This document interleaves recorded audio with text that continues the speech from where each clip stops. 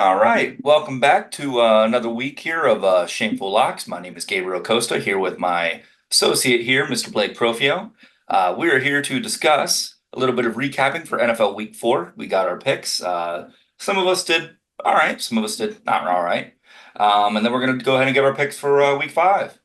Um, so, Blake, we're recording here on a Thursday night. We're recording a little earlier than normally do. We try to record around halftime of the Thursday night football game, but this week we're recording before. Some of us had some prior obligations, and hey, we're just happy to be here. Yeah, we got a good Thursday night game tonight. To be honest, I think the Falcons are gonna win. Seems like a lot of people are on the Bucks though, so I'm liking the Falcons tonight. That's crazy because I'm on the Bucks tonight. Actually, I Mm, actually don't have much on this game. I think I bet field goals, and then I bet like a parlay of like guys to get 25 and 40 yards. yeah, Nothing crazy. Again, I didn't put much on this game tonight just because I think it's going to be a really close game. I think spread's 1.5. yeah, I kind of like the over, but here I am betting field goals, so we'll see. scary. Should be a good one. Hopefully my field goal bet hits and I don't look like an idiot when this posts, but yeah, you never know. But we've got some recap to do real quick of last week. For those who are new or are continuing to join us, every week we go ahead and give one game pick, one player prop, and then one shameful lock. That's our best bet of the week. Essentially, it can be anything. Blake, you had a 2-1 week last week. Pretty good. Can't be mad about that. Nothing to be upset about. Your first pick was 49ers minus 10.5. They mopped the floor with the Patriots. You did almost have a backdoor cover, though, at the end. I think the 49ers won by 17. Does that sound right? Yeah, I think they won by 17 or 18. I know they were up a ton of points, and Patriots kind of made it interesting at the end, a little sweaty, but yeah, that was just one of those games where I had the feeling and it hit, so that was a good one. Yeah. And then your player prop of the week was Jordan Love over 240.5 passing yards. I think you thought this was sweaty for a minute. Is that correct? Yeah, there was like I think 4 minutes left in the third quarter, and he was at like 130. So I was like, oh, like that's not good. And then next thing you know, you were like, oh, cash. So that was good. And I think he finished with like close to 350, if not higher. So Yeah, he crushed this line. killed it. I mean, they were getting killed, so you got Hmm. to throw it. So good Hmm. call by you.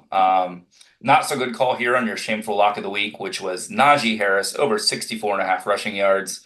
That one sucked all around, I'll be honest. Yeah, I don't know what he was doing out there. He's probably going back on my don't bet list. But yeah, I feel like I'm not hitting my shameful locks. I feel like I'm hitting my other two props, but I'm not starting 7-0 like I did last year. Yeah, that's definitely true. But you are positive on the year. You are Hmm. 7-5 now on the year, positive 1.05 units. Can't be mad about positive. Yep. But unfortunately, on your best bets or your shameful locks every week, you are now down to 1-3. Need to bounce Yep. back in that category. I can't say much. I can't really say anything to be honest. I'm 2-2 on my shameful locks. I had a bad week again last week. Another 1-2 week for me. I'm an idiot and picked Bills money line. That was my play of the week. They stink. Which I don't actually I can't say that. I don't think they stink. I think that might have just been a bad matchup. Kind of as soon as I saw that the Ravens were wearing those all black uniforms, I was like, oh, well, this stinks. Yeah. Yeah. um, That was one of those games where we went back and forth about it last week. mhm. Um, yeah, that was just not, Bills don't match up well against the Ravens. Yeah. And then my one winner of the week was Jahmyr Gibbs over 52.5 rushing yards. That was really easy. I think he finished like 80 or 90. I think it was like 86 or something like that. Yeah. So cashed that. And then my lock of the week was a very risky play. I went with DeAndre Swift under 39.5 rushing yards. And I think it was fourth quarter. He had 39. And literally the next play was like a 50-yard rushing touchdown he had. And I was like, oh, well, yeah, I'm cooked. Not gonna not gonna lose 2 yards in a rush and lose that yardage you just gained. So cooked there. Went 1-2, losing 1.5 units is what I lost last week. You were positive 0.82. I'm now sitting at 8-4 on the year, positive 3.76. Still riding that hot start I had at the beginning. I think the most frustrating part about last week was every like lean I almost went with hit. I think I liked the Commanders plus 3.5 last week. They won outright. Hmm. I liked the Vikings plus 2.5. They won outright. I liked Justin Fields over 240.5 rushing plus receiving. He threw for 312 by alone, Yeah. so didn't even need rushing. And then I think I liked Chuba Hubbard over 2.5 receptions. He had like 4 or 5. So hey, it is what it is. I just unfortunately the ones I like more didn't end up hitting. But Hmm. let's knock that bad taste of our mouths and let's get some new picks in here for the new week. Blake, I'm gonna let you start because I stink currently. Hey man, it's a great week to bounce back. There's some good games on the slate this week. Hmm. Let's start with their game pick because this one Okay. might be a little controversial. I'm taking the Jags -2.5 versus the Colts at home. I got this at -120 on FanDuel, and yes, I know what you're thinking. The Jags are terrible, 0-4. But I do have some good reasoning. But mostly, this is mostly another one of those field picks where I'm just like, they're just due a win. Like what teams start 0-5 in the league? Like I don't think they're that bad, but I don't. Who knows? So the Colts have lost 9 straight times in Jacksonville, and they always play bad there. I feel like they're always losing by at least 10 points, digits. They just don't travel well there. I don't really know why. And then with the Colts, I don't think Jonathan Taylor is going to play. He has a high ankle sprain, and those injuries are usually a couple weeks where they got to sit and heal up. So yeah, I'm taking the Jags -2.5. This is really just one of those feel picks and going with the trend of Colts playing like shit in Jacksonville. Yeah. I know it's gonna be a tough one. That might not be a popular pick, picking a winless team to win by at least 3. But no, Yeah. I think you're right. It's definitely just a divisional. Like this team has an edge over the other team. The Colts always get smacked in Jacksonville. It just is what it is. Oh yeah. And I think Jacksonville almost won last week against the Texans. They showed some good fight, so they're not Yeah. just laying over to die just because they haven't won a game yet. They're still out there Hmm. trying and Yeah. giving it their all. I like that pick. Cool. Um, I'm going to go ahead and give out my game pick of the week, and I am going to Vikings -2.5. They are Mm. playing the London game at 9:30 a.m. Eastern time against the Jets. Um, I feel like this is a pretty easy give 'em pick. The Vikings are one of the best teams in the NFL right now, being led by Sam Darnold. Who would have predicted that? But they're playing the Jets, who lost to the Broncos last week by 1 point. I know, but it was bad weather. You could say a lot of fluky things. The kicker missed a thing at the end of the game. They Yeah. lost, but Aaron Rodgers is going to be limited. He's been questionable all week with a hamstring injury. I'm going to go ahead and take the team that's been very proven versus a team that's still trying to figure some things out. -2.5, and just give me the better team. I do have a stat here too. It says in international games, the favorites, which would be the Vikings in this situation, are 34-10-1 straight up and Mm. 30-15 against the spread. So 67% hit percentage against the spread. I like that stat a lot, and I'm gonna go ahead and take the much better team here. Yeah, I mean that stat kind of tells a story. Those games are pretty weird though. Those overseas games, you never know what's going to happen. But usually I feel like the better team wins in those situations just because they both have to travel. No one really has a home field advantage. The Jets are just the Jets. They're not impressive. But the Vikings are probably the best team in football right now. So -2.5 should be very doable for them. Yeah, and usually a lot again in these like over the sea games, there's a lot of jet lag and a lot of on slow starts, a lot of lower scoring games. I guess if that Oh makes yeah, sense. big time. Alrighty, so let's move on to our player prop of the week. I'm taking Josh Jacobs over 62.5 rush yards. And that was -114 on FanDuel. So the Packers are traveling to LA to play the Rams. And so far throughout this year, the Rams have the worst rush defense in the NFL, giving up 165 yards a game. Um, so he's only gone over this mark twice this year.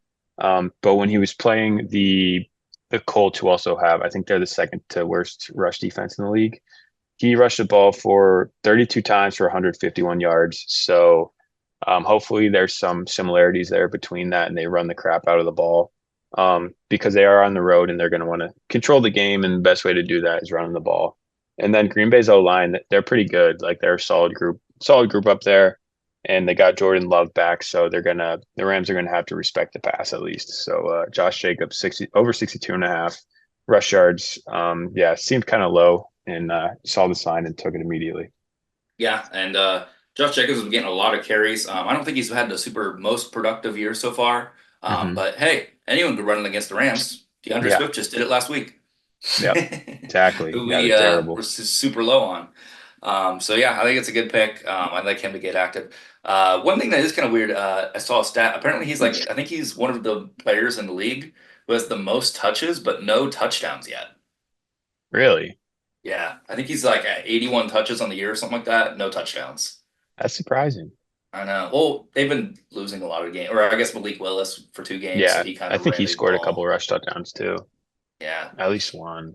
But, Jalen Hurts him at the 1 yard line. hmm. All right. Player prop, I'm going to Nico Collins over 81 and a half receiving yards. I got that at minus 110 on Bet365. And I just think this might be a little bit low.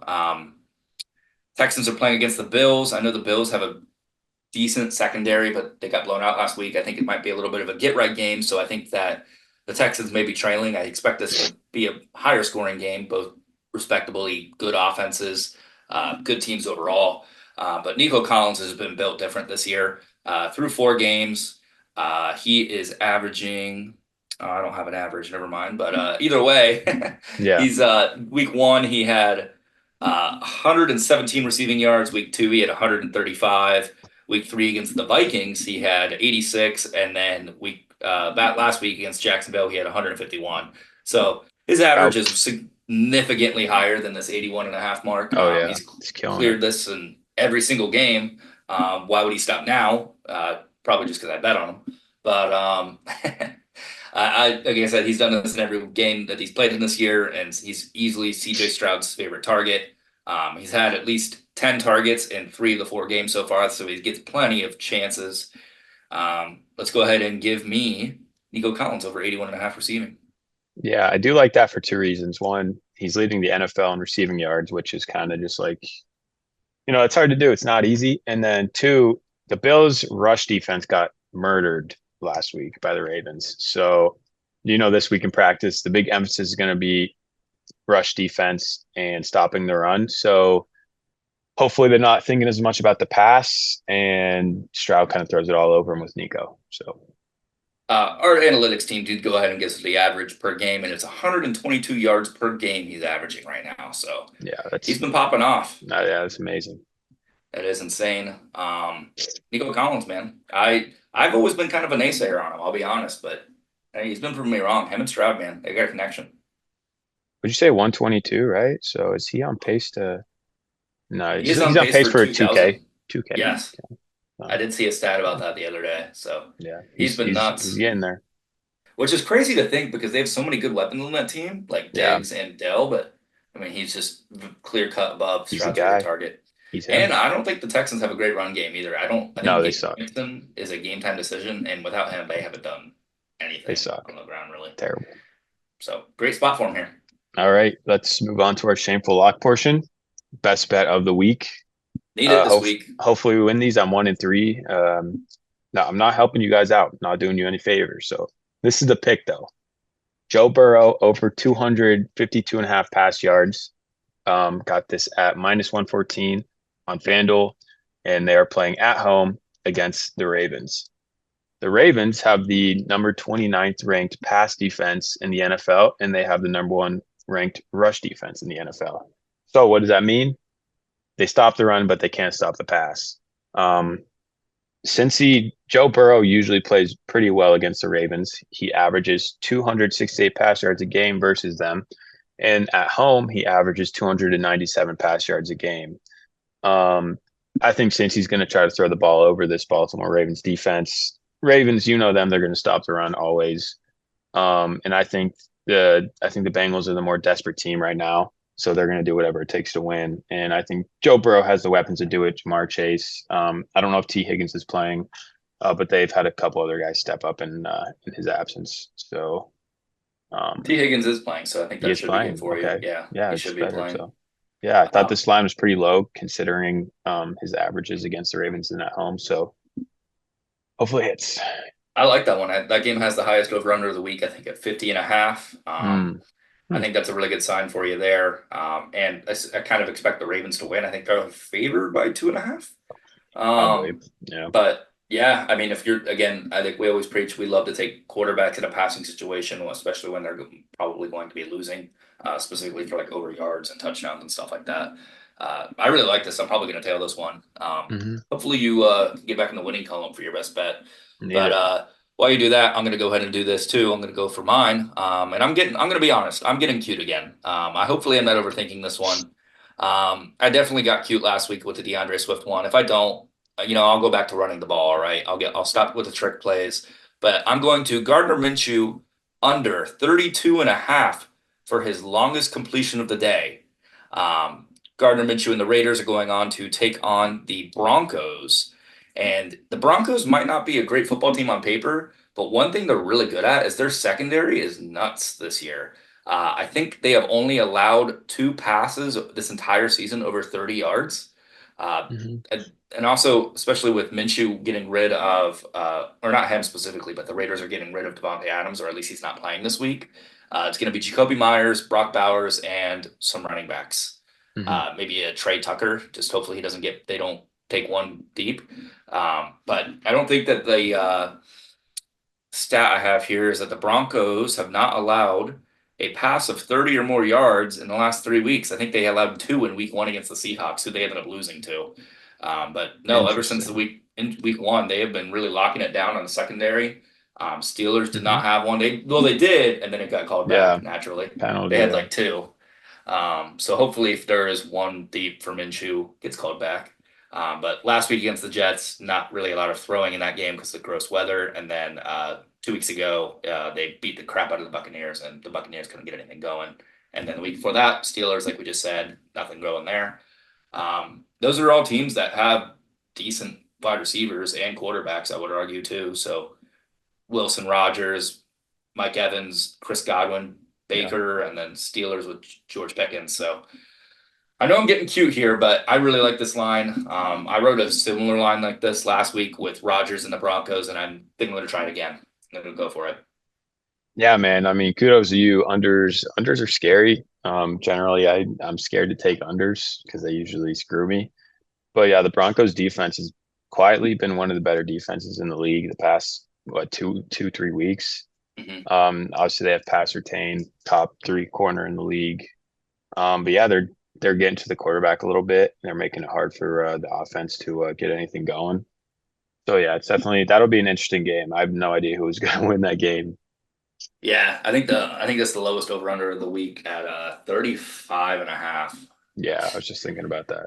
That's I almost thought about doing field goals, but I honestly don't trust both of those teams to get in field goal range consistently. Didn't Bo Nix have negative pass yards last week?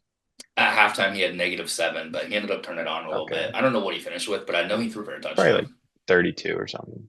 Yeah, I mean, it was in cold, windy, wet New Jersey. Yeah, Nothing, no quarterback's ideal dream. yeah. So those are our picks this week. Real quick, we are going to go to our touchdown parlay, which we are unbelievably due. We locked in this week. I think we got some good ones this week. We definitely went with some of the easier ones just because we need to see one go in the win column this week. For those who are unaware, every week we both pick one person we like to score a touchdown and we parlay the two. So it's just usually around 300, maybe 500 ish. Like I said, we don't need to go winning in these every week because they're plus money by like a good amount. But like I said, we are 0-3 to start the year. So that stinks. Last week, we had Josh Allen and Brian Robinson Jr. Brian Robinson Jr. did score, but Josh Allen couldn't get it done. They got killed by the Ravens. Before I go, I will say, Blake, the pressure is on you, buddy. I've hit two of my touchdown picks of the three this year. You've yet to hit one. Hey man, it's a great week to bounce back. Like I said earlier, we're gonna hit it this week, so you better tail it, or you're gonna Hey, miss I'm out. in. I'm Yep. in. All right. So the two we're going with this week, we're going with my pick is going to be Jamar Chase. Jamar Chase is playing the Ravens, like Blake said. We kind of expect the Bengals to be throwing it all over the Ravens. And in my opinion, I think Jamar Chase kind of owns the Ravens. Uh, He scored in half of the games he's played against the Ravens. He scored in three of six, and he scored in two of the last three. Jamar Chase, give it to me. Yep. And like with my Joe Burrow pick, Ravens pass defense is not good. So expect Joe Burrow to be slinging it to Jamar Chase all day long. I like it. Then for mine, um, I went with a guy who he's having a really good year for the Vikings on probably one of the best offenses in the league, if not the best. So Aaron Jones, anytime touchdown. He's playing over in London against the Jets, like Gabe mentioned earlier. Yeah, I just think he's having a really good year. To be honest, I kind of just was looking through the touchdown scores and picked him because it looked enticing, which I probably should stop doing, but that's my pick. Hey, you're gonna hit one here soon, and I'm just happy you picked someone who's a little bit like more realistically to do it. Um, Running backs are Yeah, always really easy. I think, to be honest, what is he like? I think Aaron Jones by himself is like minus 120 or something like that to score. But if you go ahead and parlay these two guys, Jamar Chase and Aaron Jones, we got this at plus 351 on FanDuel. Um, Definitely shop this around. I say this every week. Good to have more than one book. I think on ESPN bet this was like 270.